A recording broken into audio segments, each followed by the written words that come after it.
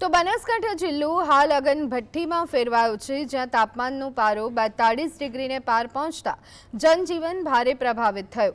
હવામાન વિભાગ દ્વારા આગામી 4 દિવસ માટે હીટવેવનું યલો એલર્ટ જારી કરવામાં આવતા બપોરના સમયે રસ્તાઓ સુમસામ જોવા મળી રહ્યા છે।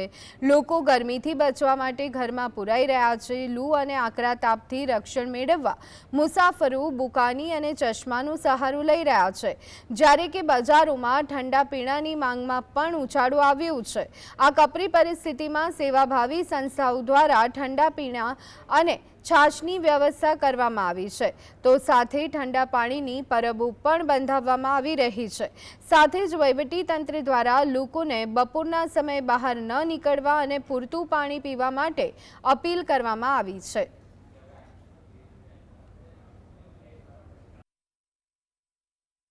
धूप में गर्मी में बहार ना निकले, काम वर्तु सवारे ठंडा पोरे काम निकलो, काम हो तो घर थी बहार निकलो, वरना ना हो तो ना निकलो। घणी गर्मी है, बहु खूब ज गर्मी है। आ पानी कर्यु है बहु सारू है, जनता ने बधु गम्यु है। आ बधु ना काम से बहार निकलू नहीं।